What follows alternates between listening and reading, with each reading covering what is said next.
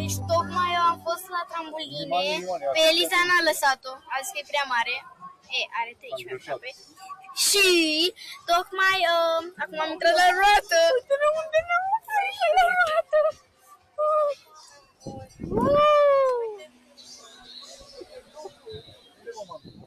Dați like și subscribe, suntem sus de tot.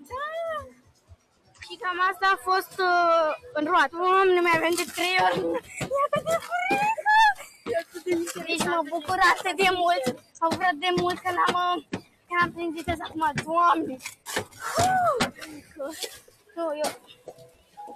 Mi-e frică rău de tot. Ce picioarele pe asta? Gata? Nu sunt gata! Stai! Stai și subscribe dacă vreți să mă mai dau! Haide! Și!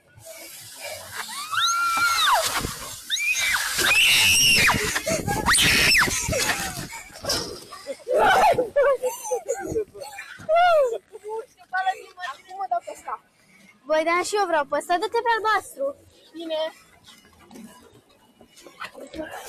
Mai, Eliza, deci...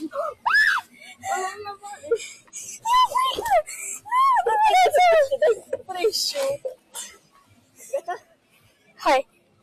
Eliza! Eliza, stai! Eliza, stai!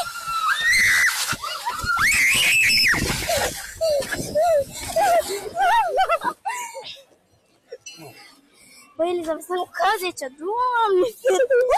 Nu mă mai dau cu pește niciodată! Eu mă mai dau șmecher. La cam? Mi-e frică!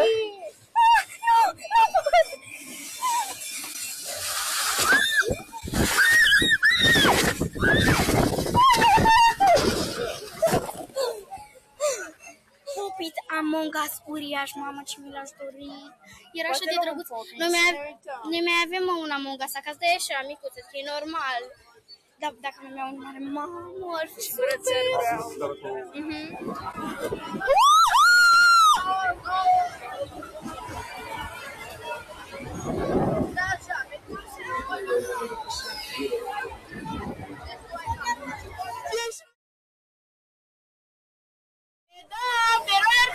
Și ne dăm!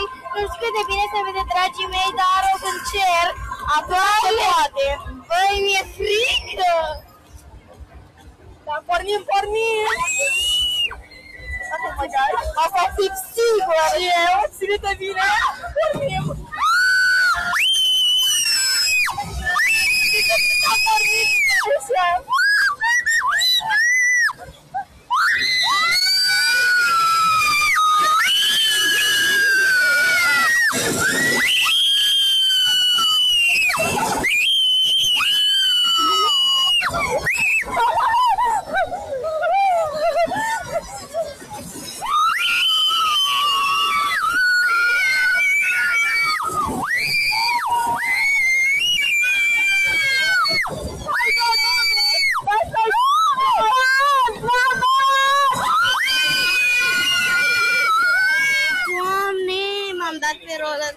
Și a fost foarte, foarte tare.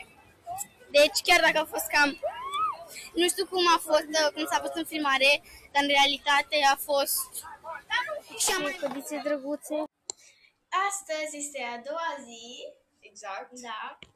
Și suntem pregătite să mergem la codițe. Și aproape ajungem.